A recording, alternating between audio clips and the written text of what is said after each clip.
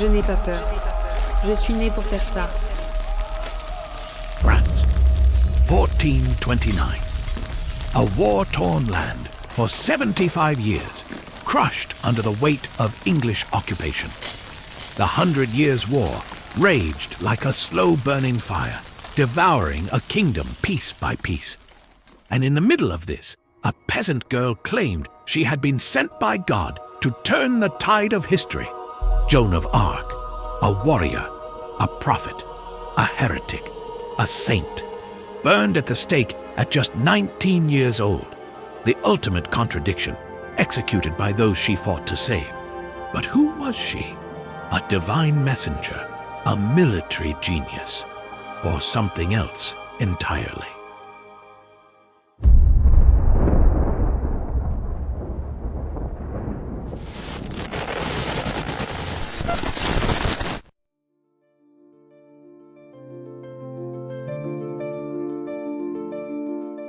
The story begins in Domremy, a small village in northeastern France. Jeanne d'Arc, Joan of Arc in English, was born around 1412. A farmer's daughter, illiterate, untrained in war. Just another nameless soul in a country tearing itself apart. But Joan was different. At the age of 13, she began hearing voices. Saint Michael, Saint Catherine, Saint Margaret. They came with a mission: save France, crown the Dauphin, drive out the English. Now, let's pause for a second. In the 15th century, visions weren't unheard of. The line between faith and superstition was thin. But a teenage girl claiming divine military orders, that was unheard of. And yet, somehow, she convinced a skeptical court to let her lead an army. Joan's presence was impossible to ignore. Before she ever donned armor, she had to convince the most powerful man in France to even look her way. It took persistence. She traveled over 300 miles through war-torn territory just to reach his court.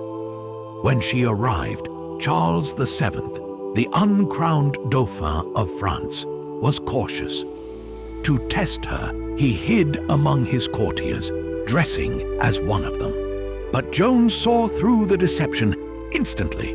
She walked straight to him, knelt, and told him things only he could have known. That was the moment everything changed. Against all logic, he let this untrained girl don armor and march into battle. What followed was nothing short of miraculous. 1429, the Siege of Orléans. The French, exhausted and demoralized, had been under English occupation for months. Then Joan arrived.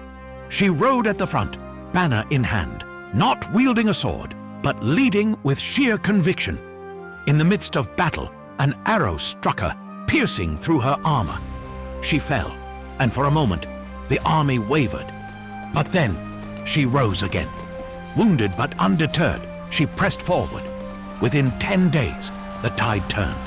The English forces retreated, a victory that defied all odds. Was it strategy, divine intervention, or simply the sheer force of belief? Whatever it was, Joan was no longer a mere peasant girl. She was a legend in the making. July 1429. Charles VII was crowned in Reims, just as Joan had prophesied. France had a king once more. But power breeds fear, and Joan, this girl who had risen from nowhere, had made too many enemies. But victory does not guarantee safety. Joan continued to fight, pushing for further military campaigns, but the French court, now with Charles VII securely on the throne, began to distance themselves from her. The politics of war are ruthless, and Joan was becoming a liability.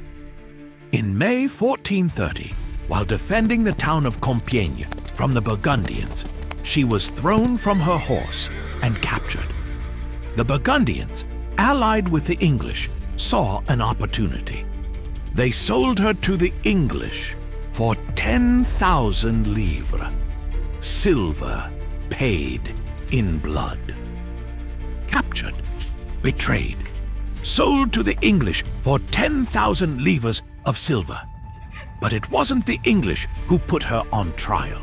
It was the Church, the very institution she had fought to protect. But why? The Church viewed Joan as a threat, not just to religious authority, but to the fragile power structures of her time.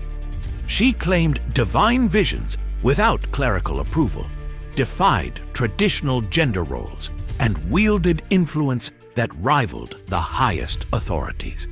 To them, she was dangerous, uncontrollable, and heresy in human form.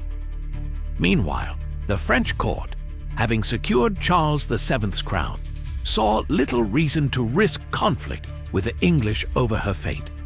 The French court, now secure in their restored monarchy, saw no reason to intervene. Joan was no longer politically useful. She was a liability. Defying the English to save her could jeopardize fragile negotiations. The Church, on the other hand, saw her as a threat, an unapproved prophet, a woman wielding divine authority outside their control. Her voices had empowered her to defy both the clergy and societal norms. That was her true crime. And so, the French court turned away while the Church ensured her fall. The charges: witchcraft, cross-dressing, disobeying the Church. The reality? She was too dangerous, a symbol they could no longer control. May 24, 1431, Joan was given a choice: sign an abjuration document, renounce her visions, and wear women's clothing. Desperate to live, she signed, perhaps believing, however naively, that it might spare her. But there was never going to be mercy.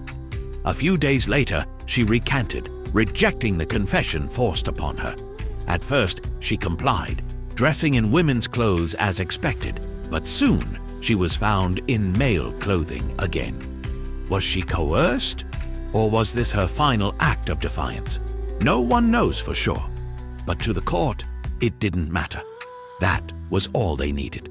Labeled a relapsed heretic, her fate was sealed. The English and their allies had won. May 30th, 1431. As Joan was dragged to the marketplace, a priest fell to his knees, begging for her forgiveness. And Joan forgave him out of a heart that knew nothing but forgiveness and compassion. Nearing the stake, she asked for a cross. One English soldier took pity on the 19-year-old girl and handed her a hastily made wooden cross moments before she was tied to the stake. Then, they burned her alive in the marketplace of Rouen. Eyewitnesses said she never screamed, but she wept, not for herself, but for the fate of France and for those who betrayed her. As the flames rose, one of her persecutors wavered and turned away, crying, "God have mercy upon us. We have burned a saint." In her last moments, she called out the name of Christ, her last word, Jesus. The executioner, about 4 hours after the burning, said that he had never been so afraid in executing any criminal as the burning of the maid.